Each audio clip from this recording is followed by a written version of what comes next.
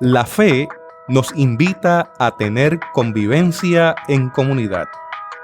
¿Hasta qué punto la economía de mercado y de libre empresa se alinean con este principio del Evangelio?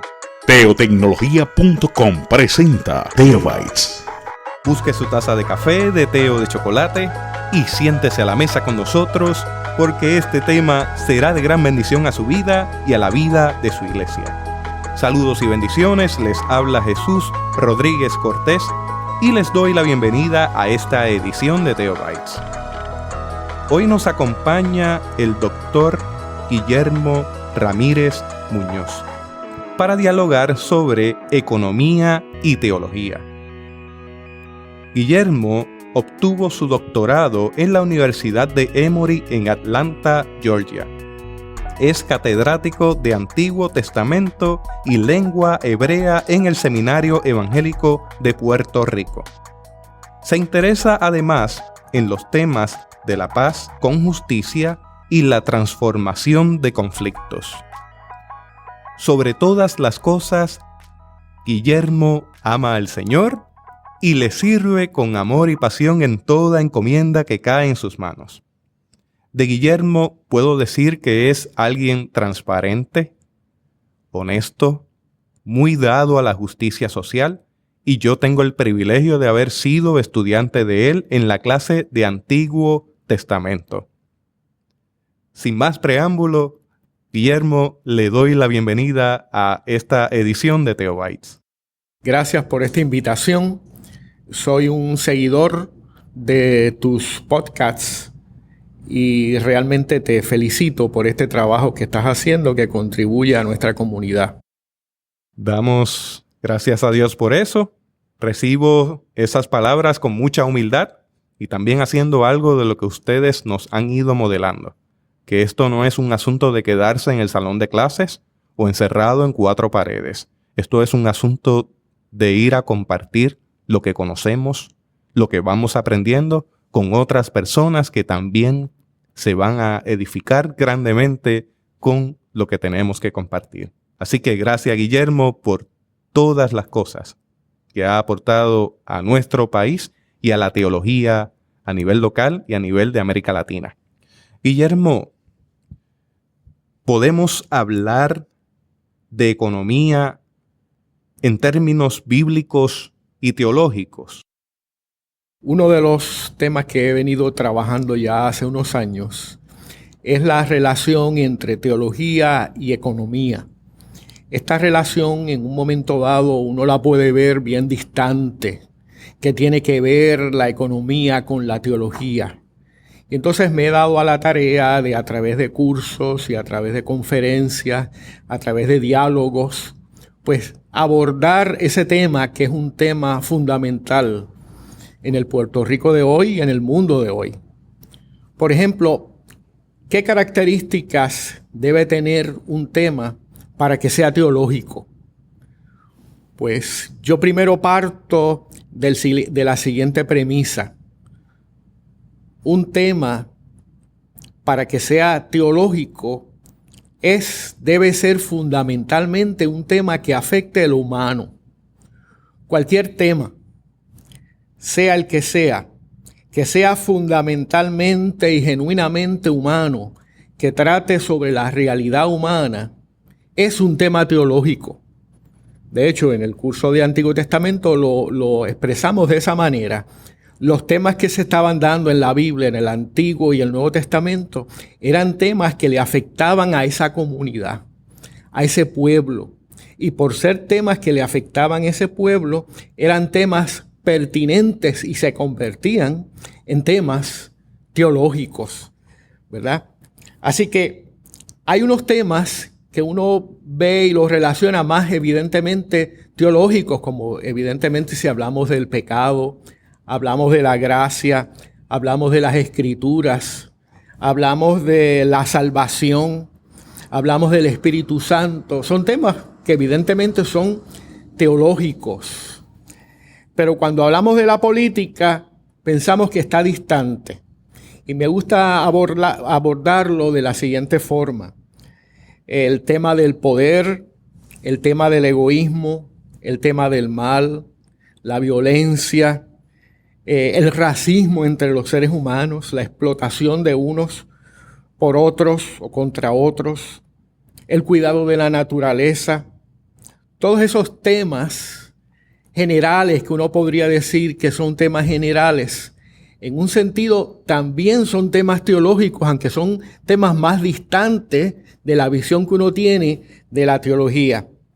¿Por qué decimos que son temas teológicos? Porque si esos temas abordan o están relacionados con el ser humano, y si esos temas están relacionados con la plenitud de vida o la falta de plenitud de vida, en ese sentido son temas que nos interesan, son temas teológicos y son temas que le interesan al Señor. La diferencia está, y en eso lo podemos ver en las iglesias, cómo nosotros abordamos estos temas.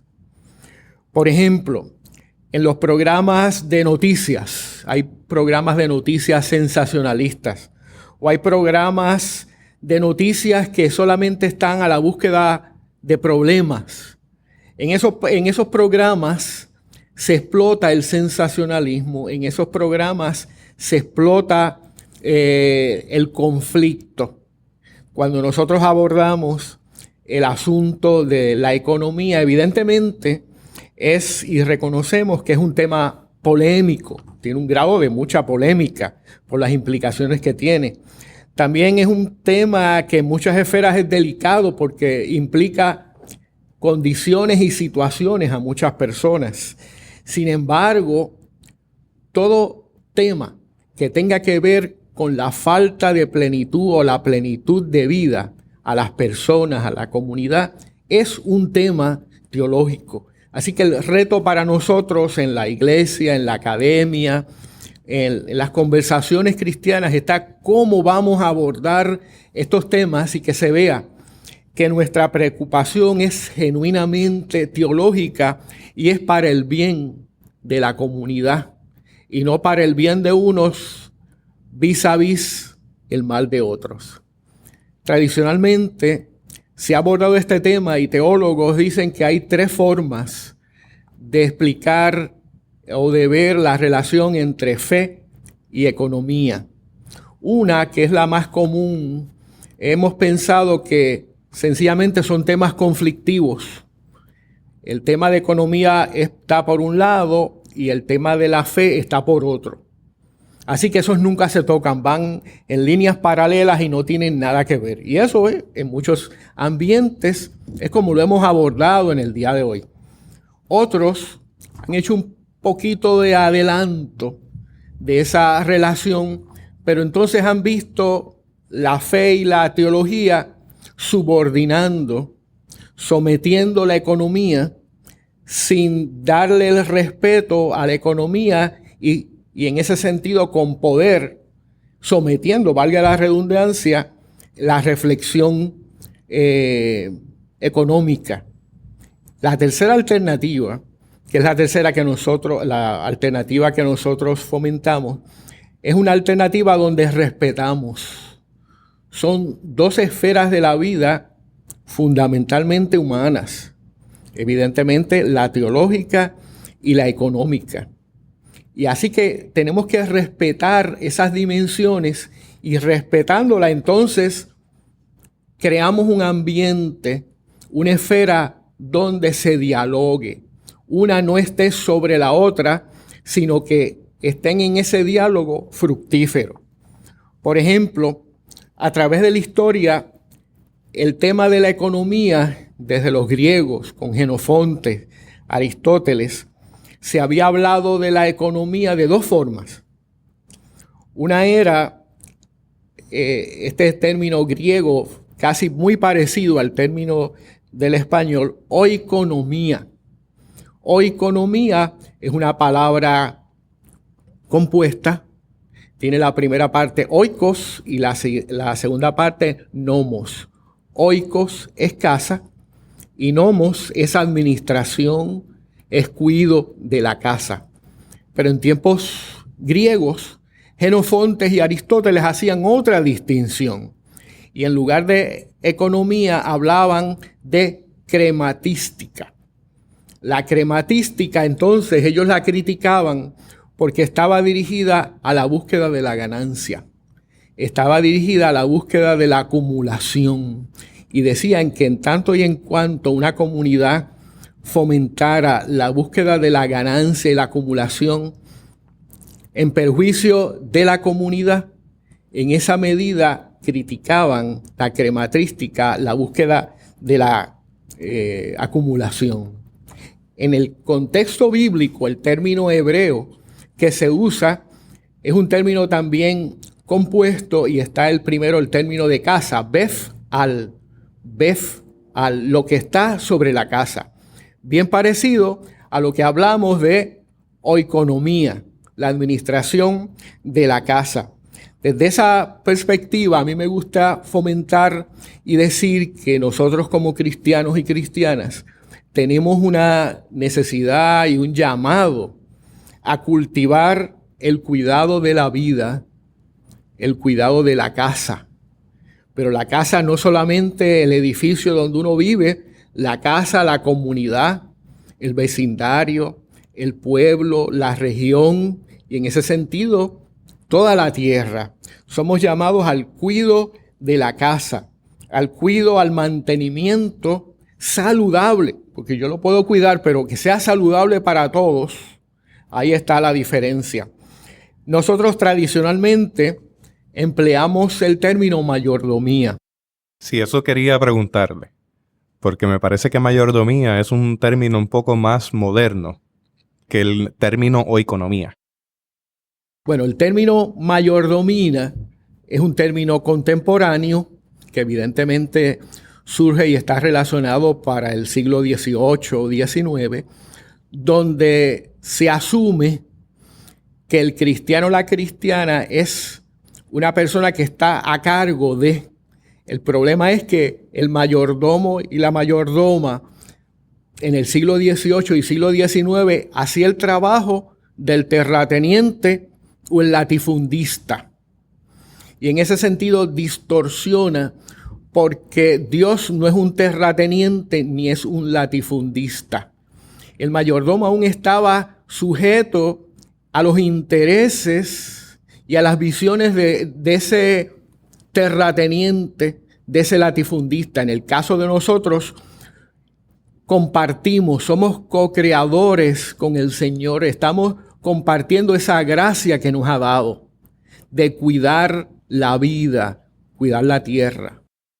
O sea que debemos tener claro que la imagen de mayordomía puede traer también esta imagen de este dueño de algo, o de, en este caso, de personas que se consideran cosas y que usualmente venían de mano de obra esclava, donde la comunicación va en una dirección y es así, y se acabó, y vas a cumplirlo porque me perteneces.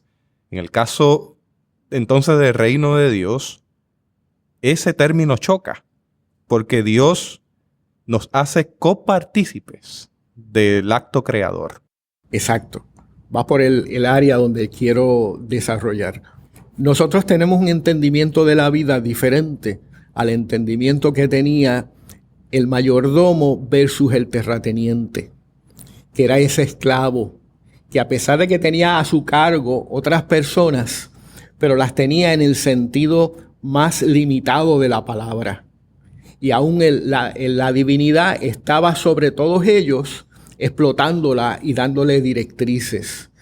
Dios está sobre la tierra, sobre nosotros, bendiciéndonos y dándonos la oportunidad de que nosotros podamos ser co-creadores. No vamos a ser dioses, pero tenemos la virtud y la bendición de contribuir en esa creación de Dios, de seguir extendiendo esa creación.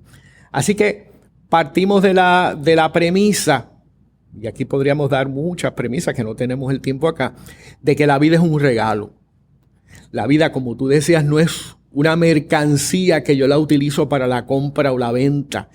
La vida no es una mercancía que yo la puedo utilizar para tener beneficios particulares para mí. La vida es un don que yo la utilizo la sirvo para el bien de todos y todas.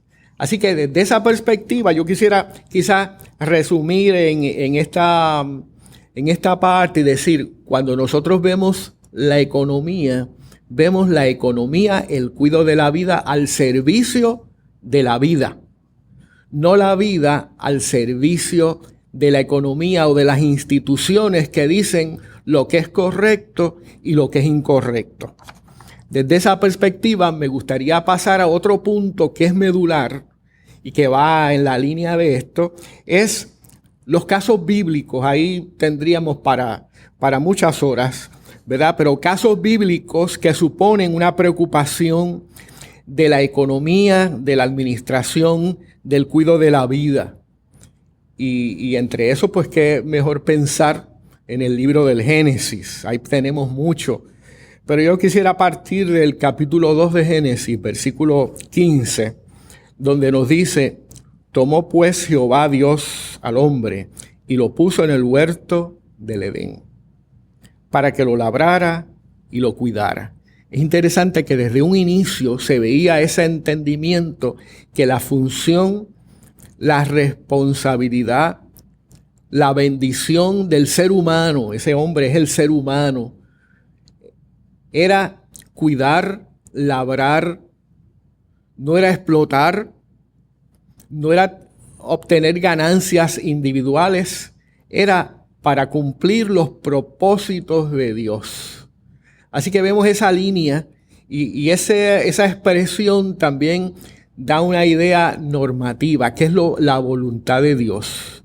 La voluntad de Dios es que cuidemos la vida, el mundo, la casa, la creación, para el bien de todos, ¿verdad? Y ahí es uno de los textos más claros, ¿verdad? Yo podría seguir en Génesis 12, del 1 al 3, bien conocido, el llamado de Abraham, de Dios a Abraham de Ur de los Caldeos. Y cuando miramos ese texto, ¿cuál es el punto medular, el punto central de ese texto? Es que Dios quería que Abraham fuera de bendición a los demás pueblos. El texto dice naciones, yo prefiero decir a los demás pueblos. Dios llama a Abraham, ¿de dónde? De Ur de los Caldeos, de Caldea, antes de ser Caldea, ¿verdad? Como sabemos. Lo llama de allá para que sea un instrumento de bendición, no para que sea un fin en sí mismo, no para que los demás pueblos estén sirviéndole a él, sino por el contrario, que él ayude a cumplir los propósitos de Dios, que es que esa creación llegue a su plenitud. Que todo, porque cuando Dios nos creó con la finalidad de que todos tuviéramos vida plena. Hay otro texto que es Éxodo 16, el famoso relato del maná.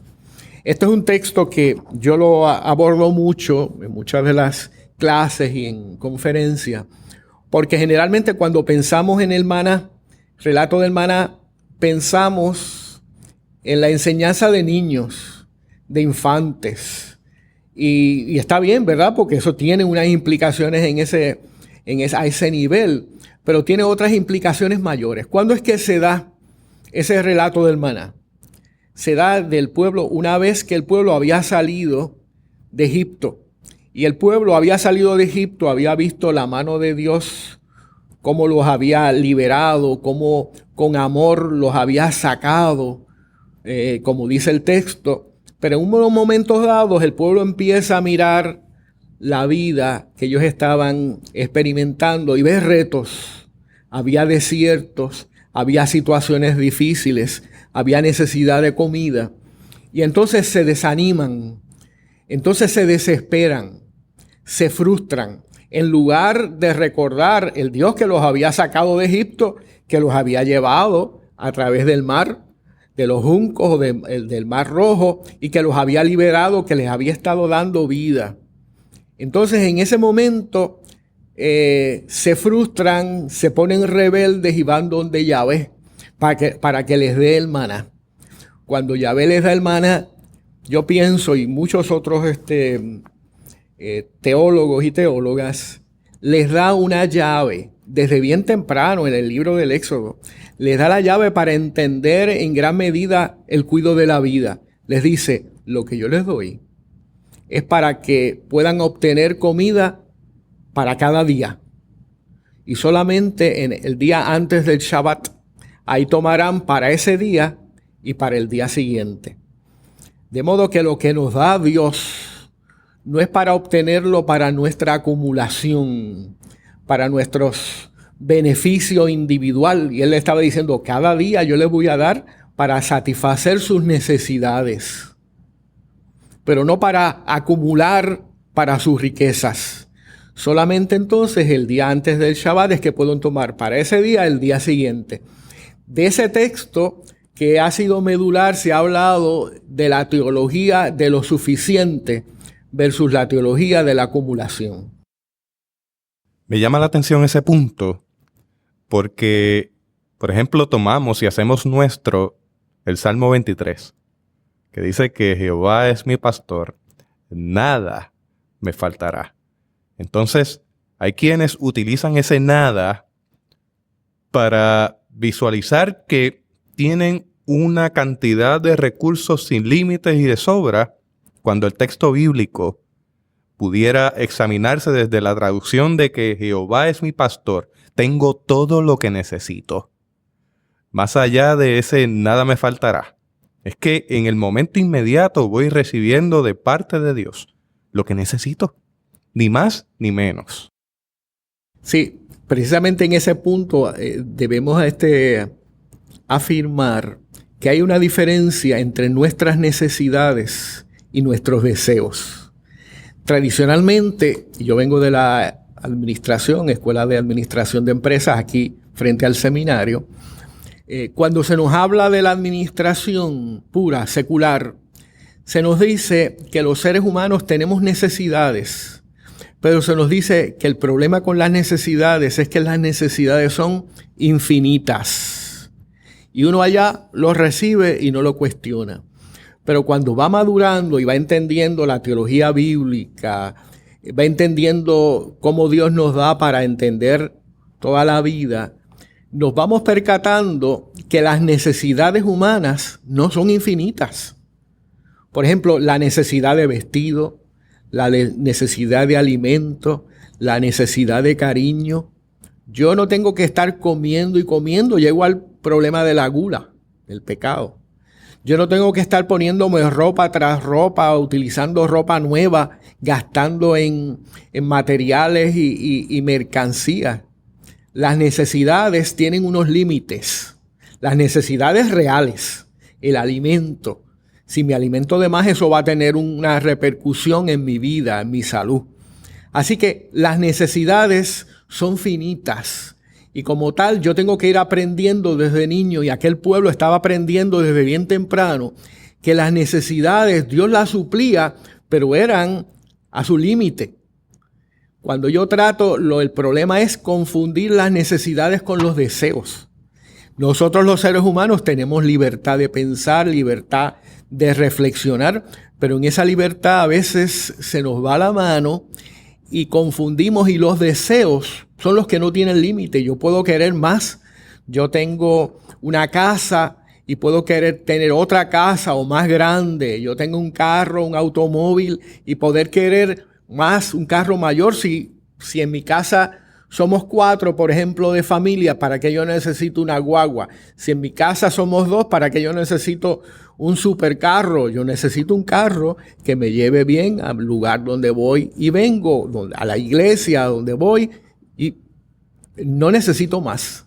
Pero entonces en ese proceso hemos confundido, y nos han hecho confundir, porque hay los medios de comunicación, las mismas corporaciones nos van vendiendo, nos van creando necesidades falsas. Y por eso desde esa perspectiva nosotros hablamos que el Señor nos llena nuestras necesidades, no nuestros deseos. Nos ayuda a educar nuestras necesidades. Nos ayuda a ver otros que necesitan y compartir con otros desde esa perspectiva. Los profetas bíblicos, los profetas del siglo VIII, son un buen ejemplo para demostrar lo que hemos estado diciendo. Cómo en el pueblo de Israel, figuras dentro de la misma comunidad servían de levantar la conciencia, de crear la memoria, para ver cómo el pueblo había ido desarrollando su vida, en qué medida el pueblo estaba fiel a las guías que Dios había dado en el Éxodo, al pacto, y en qué medida el pueblo, los líderes, los reyes, los sacerdotes y aún los mismos profetas estaban distanciándose. Me gusta podemos tomar de ahí muchos profetas, pero he seleccionado el profeta Miqueas en el capítulo 2, versos del 1 al 3a del libro de Miqueas. Escuchemos lo que dice. Hay de aquellos que aún en sus sueños siguen planeando maldades y que al llegar el día las llevan a cabo porque tienen el poder en sus manos. Codician terreno y se apoderan de ellos. Codician casas y las roban. Oprimen al hombre y a su familia, al propietario y a su herencia. Por eso dice el Señor, yo también tengo planes contra ellos. Es interesante que el profeta está ahí creando una conciencia de actitudes que había desarrollado el pueblo, actitudes que habían sido rechazadas en el Éxodo, sí, en Egipto, y ahora ellos los habían integrado, ¿verdad? Por eso les dice, hay de aquellos que han seguido planeando maldades, que quieren tener poder en sus manos, codician terreno, la búsqueda del tener, de la acumulación. Desde esta perspectiva, la economía bíblica, la economía teológica, esta economía saludable nos lleva a tener cuidado en cuáles son nuestros deseos, cuáles son nuestras metas en la vida. Nuestras metas en la vida son para compartir con la comunidad o solamente son para nosotros endiosarnos, para nosotros ser el tema, el centro de la vida. Aún el mismo pueblo de Israel no debía ser el centro, era un instrumento de Dios, en las manos de Dios. Y así sigue el profeta Miqueas en los versículos 6 y 11 del capítulo 2, donde dice que no nos vengan con profecías, porque allí había muchos profetizando, dicen ellos, la desgracia no podrá alcanzarnos. Y el versículo 11 del capítulo 2, si alguien inventa mentiras y dice, yo anuncio vino y licor, ese es el profeta ideal para este pueblo. Si alguien tiene esa actitud, sencillamente están fuera de foco, están fuera de entendimiento. Y ahí el profeta está siendo crítico con el movimiento profético o con algún sector del movimiento profético. Aquí vemos que la religión o la experiencia religiosa dentro del pueblo de Israel no estaba exenta de críticas. Y en muchas ocasiones nosotros como cristianos y cristianas, como pueblo de Dios, a veces creemos que estamos exentos. Nosotros también nos tenemos que ocultar. Si nosotros vamos a ser una voz profética, si nosotros vamos a ser un modelo al resto de la humanidad, tenemos que modelar nosotros mismos internamente dentro de nuestras comunidades y no ser oscuridad entre nosotros y decir que somos luz fuera. El capítulo 3, del 1 al 4 del mismo profeta dice, escuchen ahora, gobernantes y jefes de Israel, ¿acaso no corresponde a ustedes saber lo que es la justicia? En cambio, odian el bien y aman el mal. Despellejan a mi pueblo y le dejan los huesos pelados. Se comen vivo a mi pueblo, le arrancan la piel y le rompen los huesos. Lo tratan como si fuera carne para la olla. Un día llamarán ustedes al Señor, pero Él no les contestará. En aquel tiempo se esconderá de ustedes porque las maldades que han cometido o por las maldades que han cometido. Y sigue en el versículo 6, capítulo 6 del versículo 6 y 8, y dice, ¿con qué me presentaré a adorar al Señor, Dios de las alturas? Me presentaré ante Él con becerros de un año para ofrecerlos en holocausto. ¿Se alegrará el Señor si le ofrezco 1000 carneros y 10,000 ríos de aceite? ¿O si le ofrezco a mi hijo mayor en pago de mi rebelión y pecado? El Señor ya te ha dicho, oh hombre, en qué consiste lo bueno y qué es lo que Él espera de ti. Que hagas justicia, que seas fiel y leal y que obedezcas humildemente a tu Dios. Este es un pasaje precioso que en muchas ocasiones presenta esa situación del pueblo de inconsistencia y querían ser fieles a Dios, pero se creían que meramente haciendo ritos, haciendo actividades que podían ser significativas en un momento dado, pero esas actividades de adoración, si estaban divorciadas de la actividad de justicia, de cuidado de la vida, no tenían nada que hacer. No tenían realmente relevancia. El Dios de la Biblia nos pide que haya una congruencia, que haya una integración entre lo que decimos, lo que hablamos y lo que vivimos.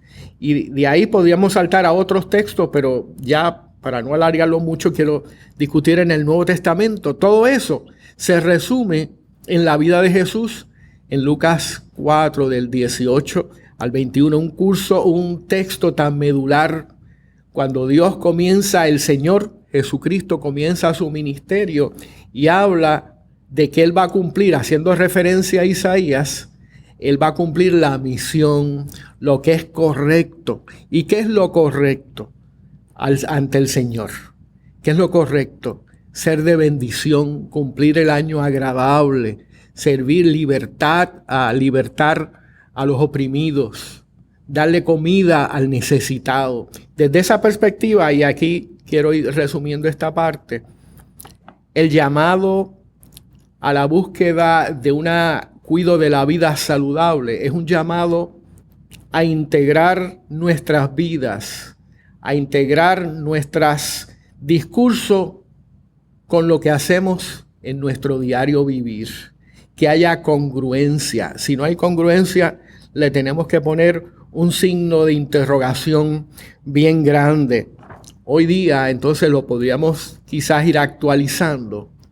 El asunto de la ecología, el asunto de la salud, el asunto de la agricultura, el asunto de, por ejemplo, en el asunto de la ecología, cómo hemos estado trabajando, creando corporaciones, desarrollando un progreso, entre comillas, una tecnología que ha traído un beneficio para unos, que ha ayudado a la acumulación de riquezas para unos, pero ha tenido unos efectos negativos, detrimentales para el resto de la naturaleza y para el resto del pueblo. Recientemente estuve viendo un pequeño documental sobre la mano de obra en China. La mano de obra de estos teléfonos maravillosos que llegan a nuestra mano.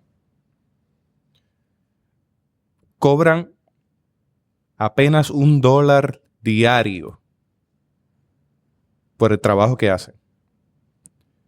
Están expuestos y expuestas a químicos que les causa cáncer. Y muchas de estas personas que forman parte de esa mano de obra terminan en su casa con una muerte segura, sin tratamiento médico, sin nadie que reclame por ellos y por ellas.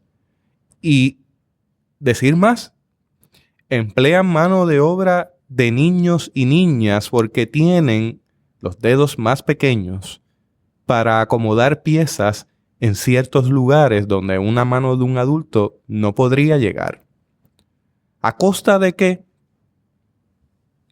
Estamos haciendo la fila para comprar el nuevo iPhone 7 en sus variantes, teniendo uno que funciona muy bien, porque quiero tener lo último de la moda tecnológica. Entonces, hay que preguntarse si ahí hay un acto de justicia social, que pudiéramos estar endosando el sistema que en ocasiones criticamos. ¿Hasta qué punto endosamos el sistema de opresión, porque es un sistema de opresión, a los más desventajados cuando planificamos el día antes de Acción de Gracias. ¿A qué hora nos vamos a levantar el viernes para ir a hacer la famosa compra de ventas al madrugador, que es la inauguración de la Navidad aquí en Puerto Rico, y yo sé que en Estados Unidos y en otros lugares ocurre lo mismo, para ir a comprar cosas que no necesitamos, para satisfacer necesidades que no valen la pena? Y esto que Guillermo está trayendo a nuestra mesa de discusión con café en mano es que en ocasiones entramos en una dinámica de mercado donde el mercado tecnológico, el mercado de bienes raíces, el mercado que usted quiera ponerle nombre, nos crean necesidades, fabrican necesidades, manipulan a las personas para que respondan a una oferta y demanda, y en ocasiones van como autómatas a adquirir eso que le va a dar prestigio, que le va a dar algún tipo de estatus social, que le va a ofrecer las bondades maravillosas de una tecnología de última generación, para darse cuenta de que cuando llegue a su casa, abra el paquete que contiene esa tecnología que acaba de comprar, simplemente la vida sigue estando igual de vacía. La euforia que sentía al momento de comprar ya no está en casa. Mis problemas siguen estando ahí. Mis situaciones siguen estando ahí. Y aquello que compré no llenó las expectativas. Exacto. Yo creo que has resumido mejor de lo que yo lo hubiera hecho. Cuando hablamos de la fe y del cuidado de la vida, entonces en un momento dado nos tenemos que preguntar éticamente las vidas que hemos desarrollado con tantos beneficios, entre comillas, o tantos adelantos tecnológicos, que muchos de ellos nos ayudan y evidentemente los reconocemos. Pero ¿en qué medida ese crecimiento tecnológico, ese crecimiento industrial ha estado a costa y va a estar a costa de la vida, de la salud de la humanidad? Como lo hemos visto. Por ejemplo, estaba leyendo hace poco un investigador australiano, científico, que hablaba de la agroindustria.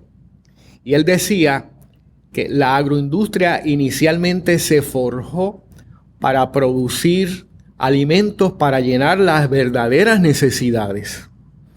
Pero hoy día la agroindustria, la prioridad que tiene es obtener ganancia de su producción y no llenar las necesidades del resto de la humanidad, sino que está orientada a la acumulación. Y en ese sentido, la agronomía no está orientada desde esta perspectiva a la vida, sino que está orientada a la ganancia, a la crematística, como decían los griegos, Aristóteles y Jenofonte. Nosotros en ese sentido, como cristianos y cristianas, nos tenemos que hacer preguntas. ¿En qué medida esto es beneficioso o no es beneficioso? Entonces aquí empezamos a llegar a una temática, a unos aspectos más delicados, como decíamos al inicio, que son polémicos. Y a uno, por naturaleza, uno quiere entrar en polémica, pero tarde o temprano, si luchamos por la vida justa, y la vida justa no solamente para los que tienen, sino para todos, entramos en conflicto. Y aquí, como yo digo mucho, el problema del conflicto no es el conflicto mismo. Yo puedo tener conflicto y lo puedo transformar. El problema del conflicto es cuando yo voy a salir del conflicto destruyendo la otra parte, en lugar de buscar la cooperación y el diálogo. En esa medida, podríamos dar otros ejemplos de la salud, la producción de alimentos, ¿verdad? Podríamos pensar en muchos. Aquí en Puerto Rico, el caso de las empresas que ofrecen los planes de salud. Como ellos tienen un control completo de eso y cada vez suben las primas Y el ser humano tiene que subirla o si no, quedarse sin ningún plan médico. O sea, y en este momento los cristianos nos vamos a quedar observando a distancia. Eso no es lo nuestro. Lo nuestro es solamente la oración y estudios bíblicos, retiros, y eso no tiene nada que ver con nosotros. Y yo digo, la oración, la adoración, los retiros, el estudio bíblico, la predicación, la evangelización, tiene que ver con nosotros, pero esta parte de la economía también tiene que ver con nosotros. No podemos dar la espalda a esos temas y decir que lo de nosotros es solamente lo espiritual, porque desde la perspectiva bíblica, lo espiritual es bien inclusivo. La espiritualidad incluye mi relación con Dios, mi relación con el ser humano, mi relación con mi familia, mi relación con toda la humanidad, ¿verdad? Así cada vez vamos afinando y apretando los asuntos y vamos llegando entonces a un punto, a uno de los puntos más álgidos, que es donde quiero llegar. Lo que tú mencionabas ahorita, los temas que son clásicamente económicos que nosotros hemos dejado de lado. Pero esos temas que podemos poner entre comillas, que hemos dejado de lado, son temas fundamentalmente humanos. Y si son fundamentalmente humanos, también son fundamentalmente teológicos y tienen que ver, y nosotros tenemos que ver con ellos. Por ejemplo, tú mencionaste ahorita el asunto, el tema de la demanda y de la oferta. Que eso uno lo puede tomar en un curso de economía en la universidad o en un curso de administración. Pero eso se ha elevado en cierto enfoque económico clásico como una ley. Y entonces se nos ha dicho, hay una ley de oferta y demanda. Los productores van a ofrecer o van a producir lo que demande el pueblo, lo que demande las necesidades del pueblo. Si eso fuera así en principio sería excelente, ¿verdad? Porque entonces lo que se produce para rellenar las necesidades de los seres humanos. Pero en el proceso entra la publicidad, entran los medios de comunicación y cuando vemos lo que se produce no responde a las necesidades, sino responde a los deseos, que así a eso se les puede sacar mayormente. Si realmente la relación fuera una ley, como dicen, de demanda y oferta, ¿por qué entonces no se produce para las necesidades? Por ejemplo, las comidas básicas, sino que se va produciendo comidas gourmet, comidas para personas de unos niveles que la puedan pagar y comidas básicas, la agronomía, que llenen las necesidades humanas y básicas. Eso no se produce. En el área de la salud es todavía mayor. Por ejemplo, tanta necesidad que hay hoy día de problemas con diabetes, problemas de diferente naturaleza, y se produce más, se ofrece más para llenar las necesidades, por ejemplo, de cirugías plásticas, que tienen que ver con el lujo, que tienen que ver con lo secundario y no con cirugías que tengan que ver con la esencia, con las necesidades reales. Desde ese punto de vista, nosotros venimos llamados a cuestionar eso que nos dicen que ha sido una ley, que realmente es un principio de los que están produciendo. Es una creación de mercado. Porque, por ejemplo, el azúcar es una de las drogas que más daño nos están haciendo.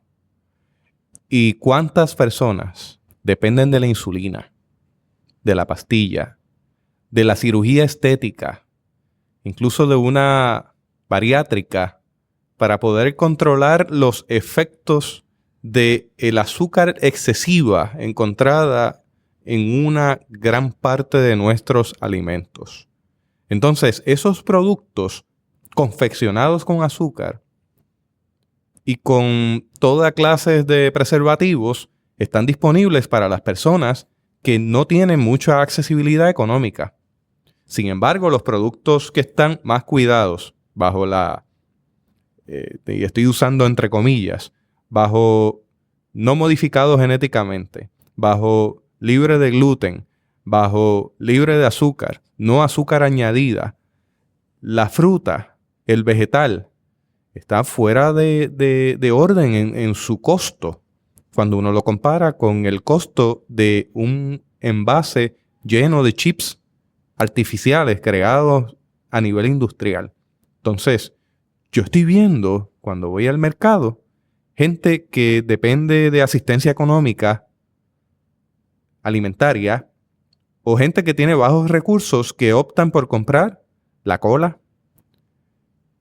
el chip y alimentos que carecen de valor nutritivo porque no pueden comprar un paquete de manzanas. Cuando comparan de helado un paquete de manzanas, un paquete de naranjas y miden en cantidad que se llevan, por $1 se pueden llevar 2 bebidas carbonatadas, por otro $1 más se puede llevar 2 paquetes de algo que le sirve para llenar el estómago versus un paquete de manzanas pequeñas.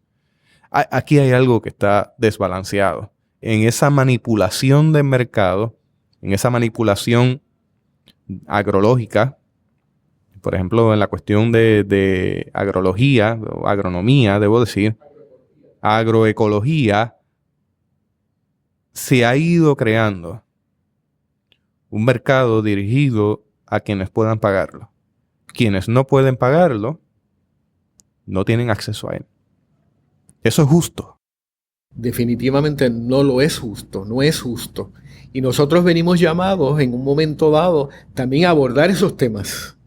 Nosotros hacemos en la iglesia, me refiero, en nuestras comunidades cristianas, cuando hacemos profesión de fe, que no es otra cosa que un compromiso por Jesucristo a vivir la vida como Él la vivió, estamos comprometiéndonos a abordar todas las esferas de nuestra vida. Pero hemos llegado a un punto que solamente abordamos unos aspectos y hay otros aspectos que decimos, no, eso no nos toca a nosotros. Entonces, cuando yo abordo este tema, quiero decir, todo eso nos toca a nosotros. Evidentemente, todos nos vamos a estar en la línea del frente, ¿verdad? Dando las primeras palabras, pero a todos, tarde o temprano, nos toca.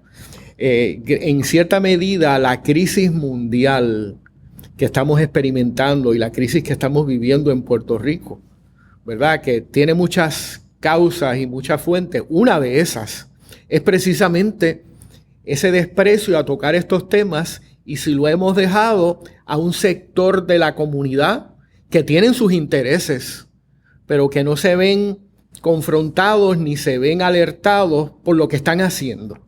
Por ejemplo, en ese aspecto, y aquí voy a señalar uno de los temas más álgidos de lo que yo quería compartir. Nosotros hemos vivido, hemos creado nuestra generación, bueno, desde el siglo XVIII para acá, un estilo de vida, un estilo económico, una estructura económica que gratifica la búsqueda del bien individual y nos dice que buscando el bien individual vamos a obtener un bien de la comunidad. Eso en la economía Adam Smith le llamaba la mano invisible.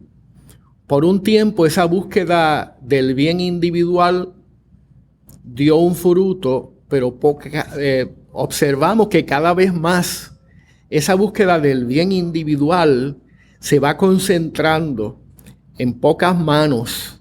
En pocas manos se habla del 1%, del 2%, cada vez tiene más y el resto de la población del mundo cada vez tiene menos. Esa visión no es otra cosa que el capitalismo, tiene un nombre y apellido. Esa visión de vida que hemos aceptado como si fuera parte de la fe cristiana o si fuera parte de los valores eternos del ser humano. Y ahí nosotros tenemos que ver y cuestionar, decirle, miren a dónde nosotros hemos llegado. Esto es sinónimo de casi gratificar el egoísmo, glorificar el egoísmo y decir que el egoísmo, la búsqueda del bien individual es una virtud ahora. pero como cuando yo busco el bien individual va por consecuencia, de forma de cascada, va a llegar a los de abajo. Así que vamos a dejarlo así porque vamos a tener esa ventaja. Pero en este momento estamos viendo que eso no ha sido así. Y gran parte de la crisis económica que tenemos hoy día es una crisis del capitalismo. Yo sé que a muchos les puede sonar muy fuerte, pero es una crisis del capitalismo. Y tenemos que decir con nombre y apellido, ¿debemos continuar este estilo de vida o debemos cuestionarlo? ¿Cuál es nuestro llamado desde la perspectiva cristiana? Y desde esa perspectiva viene a mi mente entonces que en ocasiones no lo queremos ver. No queremos ver que hay unas necesidades y un desfase social ocasionado por esa dinámica de mercado. En primer lugar, para traer un ejemplo local, como ustedes sabrán, yo soy autocrítico.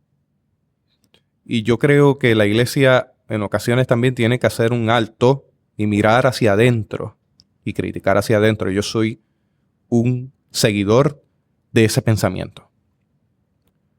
Todos los días en Puerto Rico se acuestan sin comer 500,000 niños y 250,000 ancianos.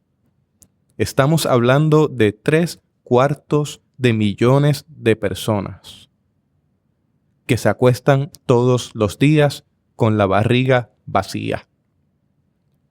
Pero como tenemos un efecto de pantalla tipo protector de sistema, pues lo que estamos viendo es quizás un paisaje algo distinto, lo que se nos presenta de modo ilusorio. Pero eso es una realidad, lo que estoy mencionando. Piense sobre el efecto del mercado a tal punto de que nuestra mente está tan anestesiada que si pasa algo en Francia, en las redes sociales todo el mundo dice que está con Francia.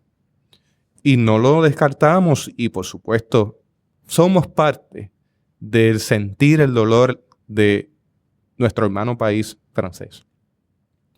Sin embargo, recientemente pasó algo en Haití, donde un huracán poderoso acaba de barrer con la costa occidental. Prácticamente no se menciona en los medios. Yo no veo banderitas de Haití en Facebook, en Twitter, en Instagram. Prácticamente nadie le presta atención. Y queremos dejar claro que eso es parte de un problema económico, donde Haití está pagando por haberse independizado y haber salido de un sistema colonial. Y al día de hoy todavía se le pasa factura a esta nación que también son hijos e hijas de Dios. Y nos tenemos que preguntar si nos han sembrado en la mente el omitir. ¿Y sabe qué, hermano y hermana que me escucha? La invisibilización es una forma de violencia. Si invisibilizamos a nuestros hermanos y hermanas de Haití, pero podemos visibilizar a hermanos y hermanas de otras naciones, algo está mal y forma parte de ese sistema que es un sistema de formación masiva. Pero ahí viene otro elemento, los medios de comunicación. Cómo los medios de comunicación en manos de las mismas compañías poderosas dicen lo que ellos quieren que se diga y lo que quieren invisibilizar lo invisibilizan. O sea, entonces empezamos a ver esa relación de cuando se habla de la globalización, se habla de la globalización de unos que tienen el poder, que producen los alimentos o las mercancías y luego nos dicen también qué es lo que debemos consumir y no consumir. Y cuando tú tienes por la televisión, la prensa, la radio, ahora el internet, está siendo bombardeado con toda esa información. Cuando tú vas a tomar decisión, sigues inconscientemente esa información, te está controlando.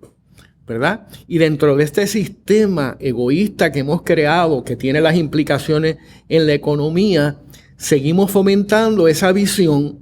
Y para ir concluyendo, lo último es lo que nosotros llamamos libre empresa.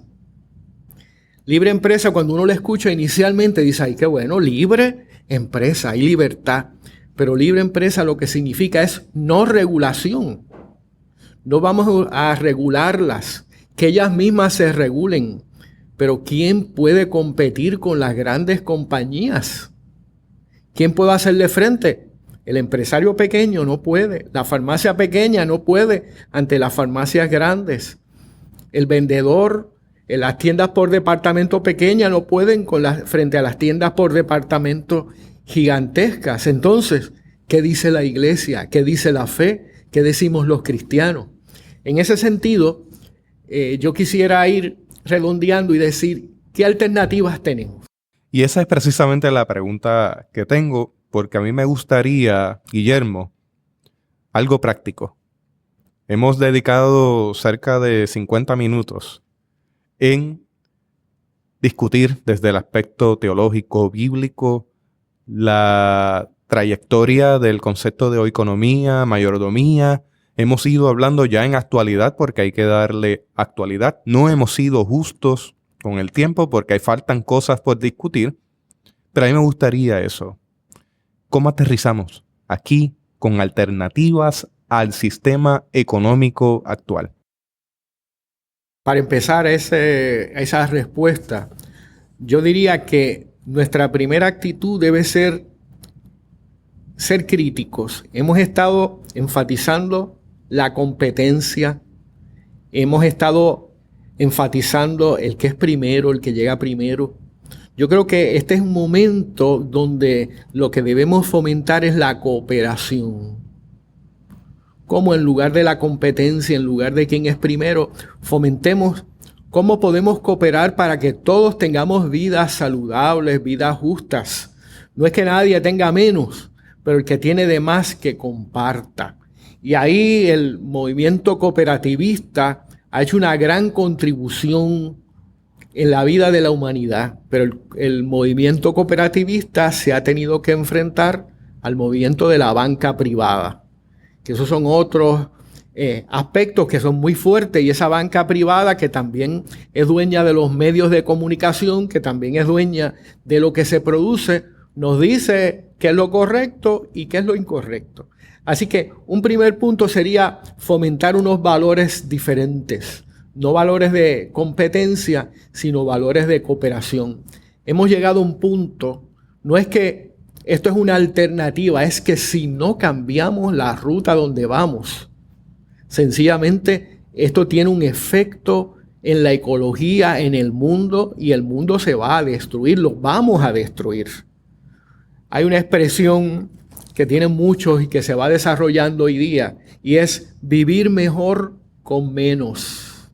Nosotros tenemos que entender que podemos vivir mejor, o quizás podemos vivir más con mucho menos. No podemos pretender seguir sacándole a la naturaleza, no tomando lo que necesitamos cada día, sino tomando lo que tenemos ese día, más acumulando lo que próximo que debiéramos tomar los otros días, acumulando y acumulando. Necesitamos tomar lo justo, vivir con lo necesario, vis a vis vivir acumulando materiales, mercancías, en ese sentido de gula que no nos satisface nada.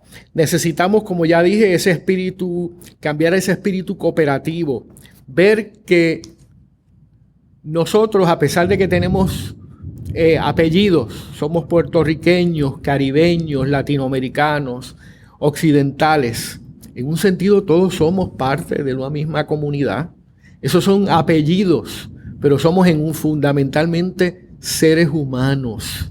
El Dios que nos creó nos llamó a ser de bendición a todos los seres humanos, no de unos pocos. Que ese fue el gran reto que tuvo Israel y el reto que tenemos nosotros hoy día. Debemos vivir nuestras vidas como un don. La vida es un regalo de Dios, y si es un regalo, lo debemos cuidar. Es un regalo que debemos cuidar, es un regalo que debemos compartir.